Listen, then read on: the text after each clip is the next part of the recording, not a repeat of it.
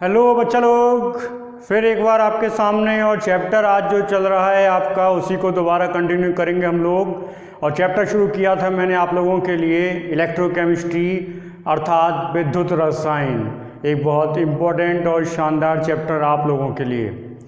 और उस चैप्टर में भी कल जो मैंने वीडियो आपके लिए डाला था उस वीडियो में केवल जनरल बताया था कि एक्चुअल में आप लोगों को करना क्या है उस चैप्टर के अंतर्गत। आज थोड़ा सा और बात करेंगे, कुछ छोटे छोटे टर्म्स को उठाएंगे जिन टर्म्स की नॉलेज होना आपके लिए ज़रूरी है, क्योंकि उन टर्म्स के बिना नॉलेज के आप लोग इस चैप्टर को पढ़ ही नहीं सकते। अगर आप चाहते हैं कि इस चैप्टर को अच्छा पढ़ा जाए तो उसके लिए ज़रूरी है कि उन टर्म्स के मीनिंग आप लोगों को पता होने चाहिए।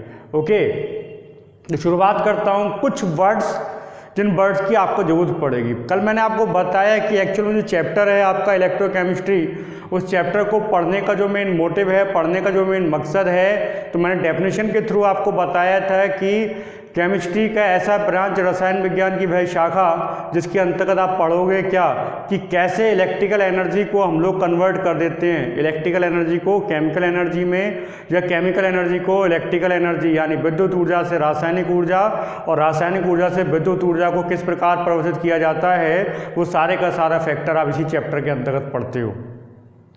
ठीक है, कि कैसे आप कन्वर्ट करोगे वो आप लोगों को इसके अंतर्गत पढ़ना है। दूसरी बात, घरों में मैं आपको थोड़ा सा बता दूं इसके बारे में कि घरों में जो बैटरी आप लोग यूज़ करते हैं, बैटरी जो यूज़ करते हैं लाइटिंग के लिए, वो सारे का सारा बैटरी बनाना, सीखना, तोड़ना, जोड़ना सब आप इसी चैप्टर में पढ़ते हो।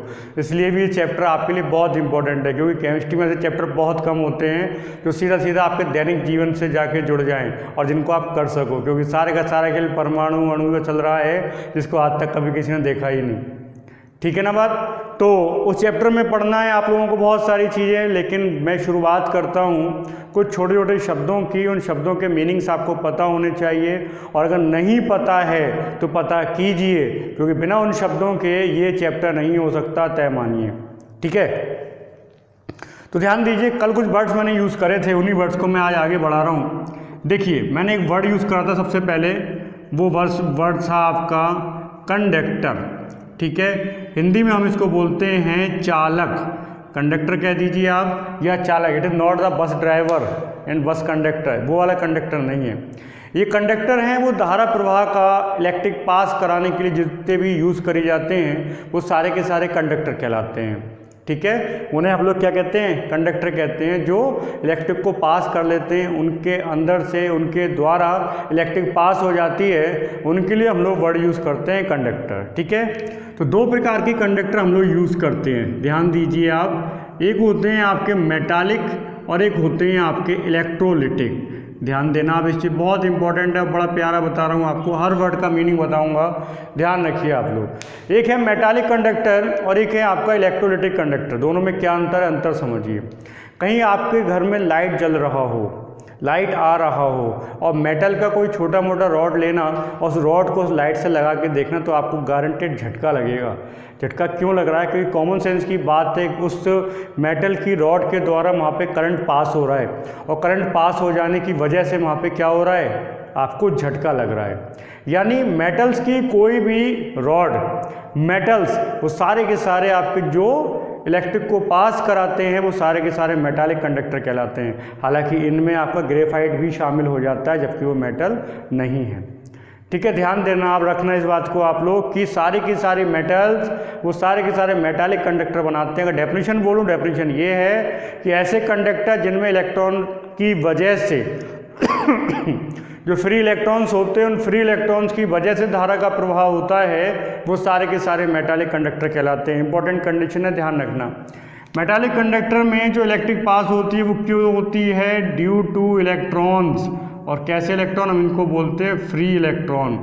फ्री इलेक्ट्रॉन की वजह से धारा का प्रवाह होता है मेटालिक कंडक्टर्स में, चाहे वो आयरन हो, कॉपर हो, सिल्वर हो, गोल्ड हो, कुछ भी हो, जिनमें धारा का प्रवाह आपका आयंस की वजह इलेक्ट्रॉन्स की वजह से होता है, सारे के सारे मेटालिक कंडक्टर कहलाते हैं। ठीक है, हालांकि इसके बारे में आपको इस चैप्टर में नहीं पढ़ना है, या पढ़ना है नहीं पढ़ना, क्योंकि ये सारा का सारा फिजिक्स का मैटर चलता है। हम यहाँ पे बात करेंगे मुख्य रूप से इलेक्ट्रोलिटिक कंडक्टर के बारे में। इलेक्ट्रोलिटिक कंडक्टर्स कौन से होते हैं, सारे के सारे ऐसे कंडक्टर जिनमें धारा का प्रवाह आयंस के द्वारा होता है। ध्यान दीजिए इस बात पे, जिनमें धारा का प्रवाह आयन के द्वारा होगा उन्हें हम लोग कहते हैं क्या, इलेक्ट्रोलिटिक कंडक्टर। बहुत बढ़िया बोल रहा हूँ मैं, जिनमें धारा का प्रवाह आयन, अब जैसे NaCl बिल्कुल सही बात है, आपका इलेक्ट्रोलिटिक कंडक्टर है। हमको कैसे पता चलेगा, all the electrolytes act as a electrolytic conductor. जितने भी विद्युत अपघट्य आप यूज करते हो, सारे के सारे विद्युत अपघट्य क्या हैं, आपके विद्युत अपघटनी चालक या इलेक्ट्रोलिटिक कंडक्टर कहलाते हैं। इनमें धारा का प्रवाह आयनों के द्वारा होता है। दूसरी इंपॉर्टेंट बात, ये जो इलेक्ट्रोलिटिक कंडक्टर वर्ड आप यूज़ कर रहे हो, जिनमें धारा प्रवाह आयनों के द्वारा हो रहा है, आप लोग बता रहे हो, ये भी आपके दो प्रकार के हो सकते हैं। एक होते हैं आपके स्ट्रॉन्ग इलेक्ट्रोलाइट्स, आप जानते हो, वीक इलेक्ट्रोलाइट। हालांकि दोनों ही इलेक्ट्रोलिटिक कंडक्टर के अंतर्गत ही आएंगे, बट अंतर इतना सा है, स्ट्रॉन्ग में आयनन जो होता है वो 100% हो जाता है, वीक इलेक्ट्रोलाइट में 100% आयनन नहीं होता। लेकिन फिर भी दोनों का प्रयोग आप विद्युत अपघट्य के रूप में कर सकते हो, क्योंकि इनमें धारा का प्रवाह आयनों के द्वारा होता है। ठीक है बात। दूसरी बात ध्यान दीजिए, इलेक्ट्रोलिटिक कंडक्टर जितने भी हैं वो मुख्य रूप से दो फॉर्म में चलते हैं, ध्यान रखना। एक है उसका मेल्टन कंडीशन, मेल्टन यानी उनका गलित विलयन, और दूसरा हम लोग चलाते हैं उनका एक्वस सॉल्यूशन। देखिए इलेक्ट्रोलाइट्स जो भी हैं, विद्युत अपघट्य जो भी हैं, सॉलिड के रूप में आपके सामने हैं, और जब तक इलेक्ट्रोलाइट सॉलिड रहेगा तब तक उसमें धारा का प्रवाह नहीं होगा। ये सारे के सारे पॉइंट्स बना के आपको फ्रंट पेज पे लिखने हैं और मुझसे चेक कराइए आप लोग, ठीक है। तो जब तक इलेक्ट्रोलाइट्स आपका सॉलिड के रूप में रहेगा तब तक उसमें धारा का प्रवाह नहीं हो सकता। नमक का एक टीला हो और उसमें दो आप रॉड लीजिए और रॉड ऐसे करके उसमें लगा दीजिए, तो नमक के टीले में कभी भी धारा प्रवाह नहीं होता, उसमें करंट नहीं आता। सॉलिड स्टेट में कभी धारा प्रवाह नहीं होगा।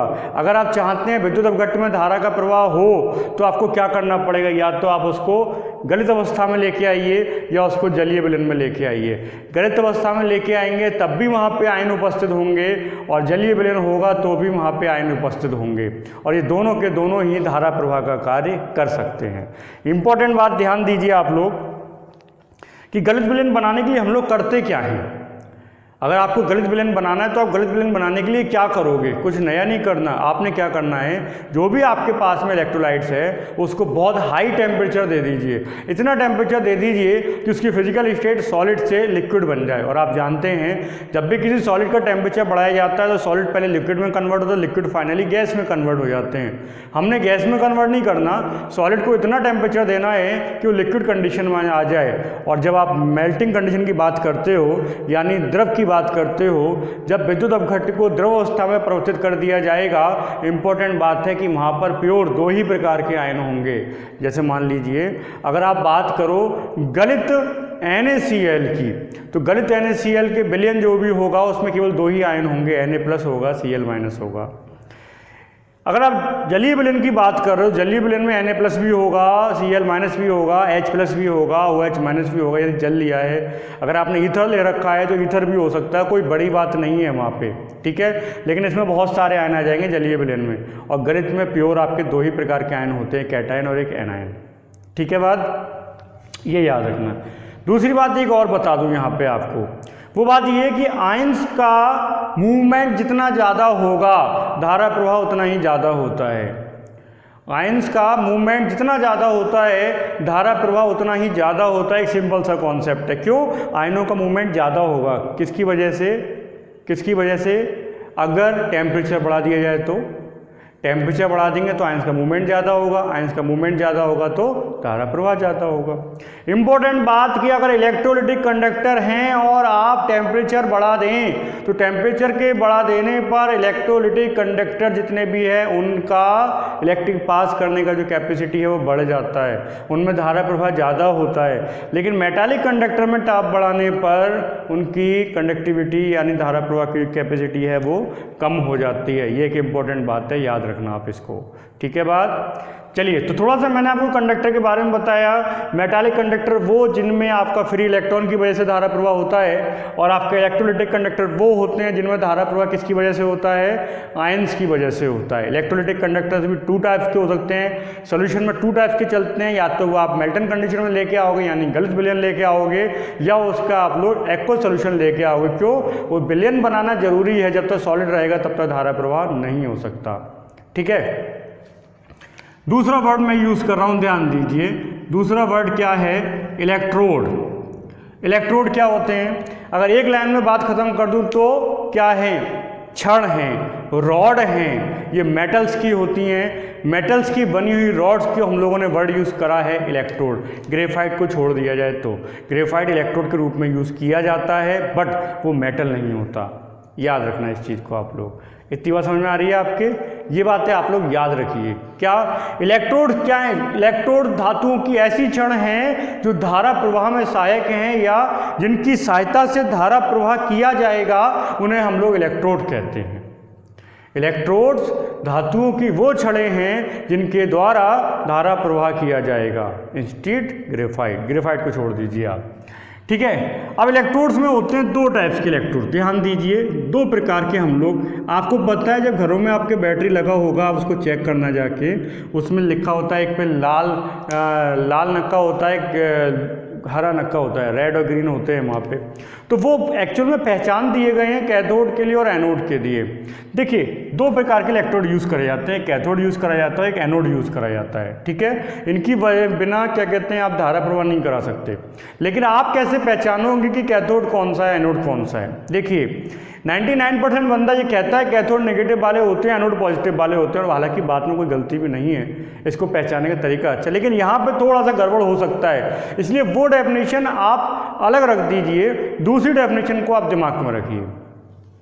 डेफिनेशन गलत नहीं है वो, मैं ये नहीं कह रहा कि डेफिनेशन गलत है, डेफिनेशन गलत नहीं है वो, बट उससे अच्छा डेफिनेशन मैं बता रहा हूँ क्योंकि उसका प्रयोग यहाँ पे ज़्यादा होगा, ठीक है ना। इलेक्ट्रोड 2 टाइप्स यूज़ करते हैं हम लोग, कैथोड यूज़ करते हैं, एनोड यूज़ करते हैं, ठीक है। मोस्टली लोग यही कहते हैं कैथोड नेगेटिव वाले होते हैं, एनोड पॉजिटिव वाले होते हैं, बट आप एक बात यहाँ पे ध्यान रखना जिसकी आपको ज़रूरत पड़ेगी, कैथोड पर हमेशा रिडक्शन होगा, ये बात आप याद रखना। ये सर्वविदित सत्य है, ये कभी गलत नहीं हो सकता। कैथोड पर हमेशा रिडक्शन होता है, याद रखिए, और एनोड पर हमेशा ऑक्सीडेशन होगा, इसको याद रखना आप लोग। कैथोड पे हमेशा रिडक्शन होगा और एनोड पर हमेशा ऑक्सीडेशन होगा। ये बात मैं कल भी आपसे कह रहा था कि बेटा कैथोड एनोड सीख लीजिए आप लोग, ऑक्सीडेशन रिडक्शन सीख लीजिए, क्योंकि बिना इसके चैप्टर समझ में आएगा नहीं आपके, इसलिए बोल रहा हूँ। ध्यान दीजिए, कैथोड पर हमेशा रिडक्शन होता है, एनोड पर हमेशा ऑक्सीडेशन होता है। सपोज दैट एक सॉल्यूशन में NaCl प्रेजेंट था, जिसने टूट कर वहाँ पर Na+ और Cl- बना रखा है। मैं एक एग्जाम्पल दे रहा हूँ आपको यहाँ पे, डीपली बात हम लोग बाद में करेंगे। अब देखिए क्या हुआ, Na पॉजिटिव ने एक इलेक्ट्रॉन लिया, क्योंकि देखिए प्लस का चार्ज चल रहा है, इसने किसी को इलेक्ट्रॉन दे दिया होगा, इसने किसी को इलेक्ट्रॉन दे दिया होगा। यदि इसका दिया गया इलेक्ट्रॉन मैं इसको वापस कर दूं तो एटम के रूप में आ जाएगा, ठीक है बात। तो सोडियम ने एक इलेक्ट्रॉन लिया और लेने के बाद में ये कन्वर्ट हो गया Na, इस समय ये किस रूप में है, एटम के रूप में चल रहा है। ध्यान दीजिए, ये एक रिडक्शन प्रोसेस है। देखिए कैसे Na पॉजिटिव वाला चल, इलेक्ट्रॉन लिया है, जब इलेक्ट्रॉन लिए जाते हैं, इलेक्ट्रॉन गेन किए जाते हैं, तो वहाँ पर क्या होता है, रिडक्शन होता है। यानी ये प्रोसेस कहाँ पे संपन्न होगा, कैथोड पे संपन्न होगा, ये प्रोसेस कैथोड पे संपन्न होगा। और दूसरा प्रोसेस अगर मैं यूज़ करूँ Cl- और Cl- कन्वर्ट हो गया Cl में, और क्या निकाल दिया उसने, एक इलेक्ट्रॉन निकाल दिया, और 2 Cl आपस में मिलके क्या बना देते हैं, Cl2। ये बात का बात है। और ये जो प्रोसेस है ये ऑक्सीडेशन प्रोसेस है। और क्यों, देखिए Cl- चल रहा था, उसने एक इलेक्ट्रॉन निकाल के माइनस से 0 हो गया, माइनस से 0 हो गया, तो ये कैसी प्रोसेस है, ऑक्सीडेशन प्रोसेस है। ये एक हाफ रिएक्शन जो कि कैथोड पर संपन्न हो रही है, ये एक हाफ रिएक्शन है जो कि एनोड पे आपकी संपन्न हो रही है। मैं हाफ रिएक्शन वर्ड यूज़ क्यों कर रहा हूँ, क्योंकि देखिए जब भी इलेक्ट्रॉन चल रहा है तब तक वो हाफ ही रहना है, क्योंकि कंप्लीट रिएक्शन में कभी भी इलेक्ट्रॉन निकल के नहीं आते, इसलिए मैंने हाफ रिएक्शन यहाँ पे वर्ड यूज़ करा हुआ है। हाफ रिएक्शन है दोनों, कैथोड और एनोड पर ये रिएक्शन आपका फिनिश हुआ है, ठीक है बात। तो इस प्रकार से एनोड पर हमेशा ऑक्सीडेशन, कैथोड पर हमेशा रिडक्शन होता है, इस बात को ध्यान रखिए। दूसरी बात इलेक्ट्रोड के बाद में एक बात और याद रखिए कि हम लोग दो प्रकार के इलेक्ट्रोड यूज़ करते हैं, ये नहीं कैथोड एनोड, ये तो करते ही करते हैं, और ये पेपर में नहीं पूछा जाता कि बताओ भाई कैथोड क्या है, एनोड, ये कभी नहीं पूछा जाता, लेकिन आपको पता होना चाहिए कि बिना इसके चैप्टर होगा नहीं आपका। दूसरी बात क्या है कि इलेक्ट्रोड टू टाइप्स के होते हैं बाई नेचर। एक तो होते हैं इनर्ट इलेक्ट्रोड, ऐसे इलेक्ट्रोड होते हैं जिनका काम केवल इतना सा होता है कि एक तरफ से इलेक्ट्रॉन लेकर दूसरी तरफ पहुंचा देने, ट्रांसफर ऑफ इलेक्ट्रॉन।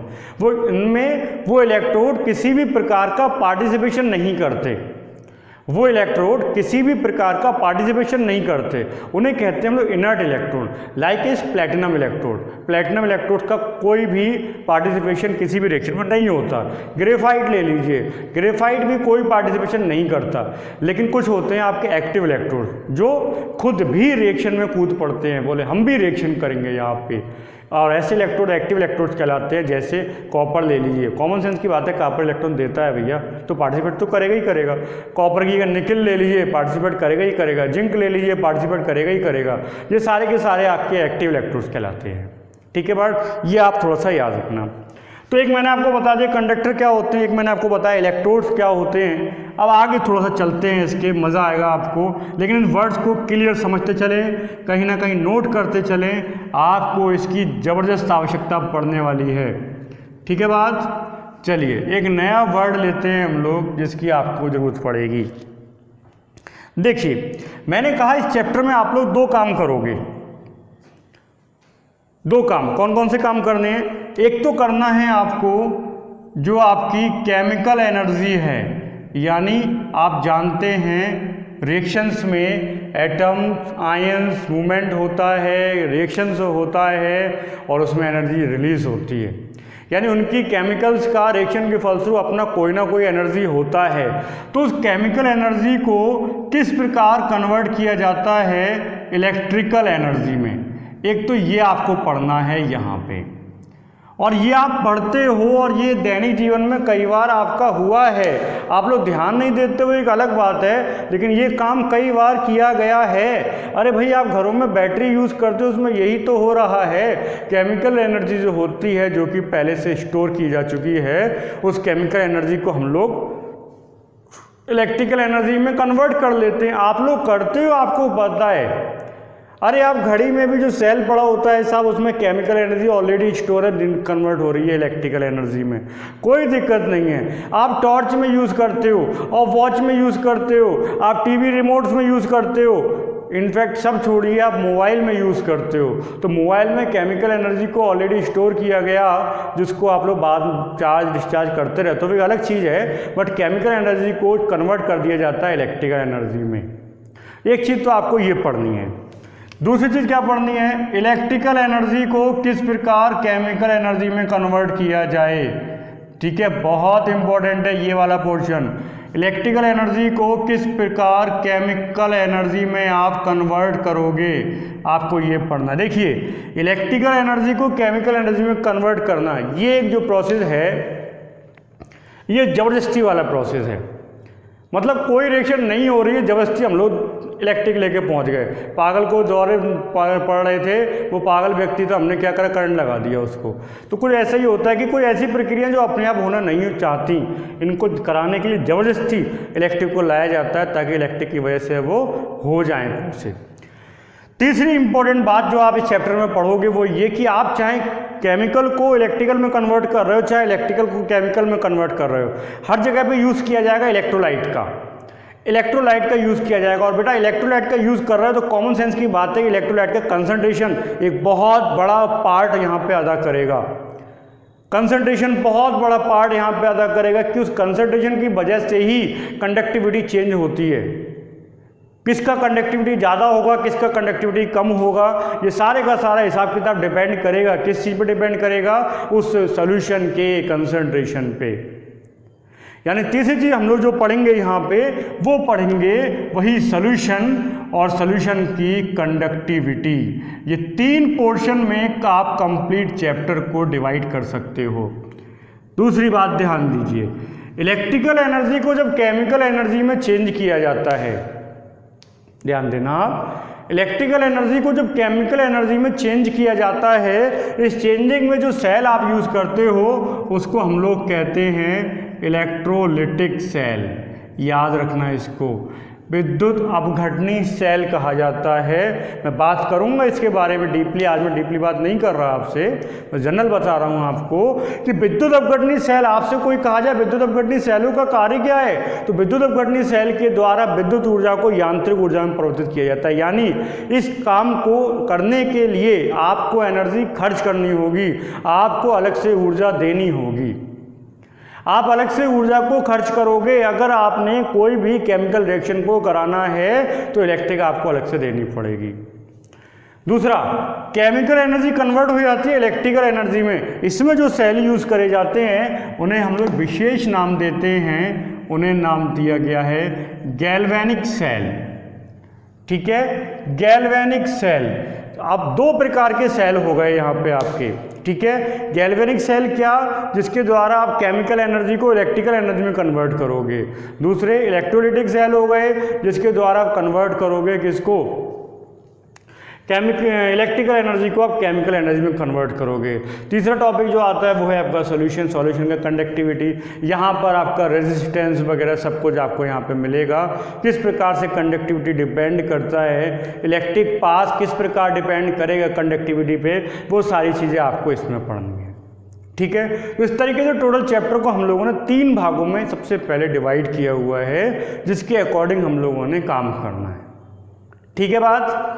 अब एक एक करके हम लोग बात शुरू करेंगे, सबके बारे में हम लोग एक एक करके बात करेंगे। और सबसे पहले जो मैं बात करने जा रहा हूँ वो बात करूँगा मैं इसके बारे में, यानी क्या करना है हम लोगों को, we study about electrochemical cell, विद्युत अपघटनी सेल। हम लोग पहले बात शुरू करेंगे यहाँ पर, वो बात शुरू करेंगे विद्युत अपघटनी सेलों के बारे में। यानी हम पढ़ने जा रहे हैं वो प्रोसेस जिसके द्वारा आप इलेक्ट्रिकल एनर्जी को केमिकल एनर्जी में कन्वर्ट करोगे, यानी ज़बरदस्ती किसी प्रोसेस को कराया जाएगा, वो इसके अंतर्गत आपका शामिल होगा। लेकिन इससे पहले आप इन सारे वर्ड्स के मतलब क्लियर कीजिए, मैं फिर आपसे आगे बात करूँगा। ओके, तब तक के लिए धन्यवाद आपका।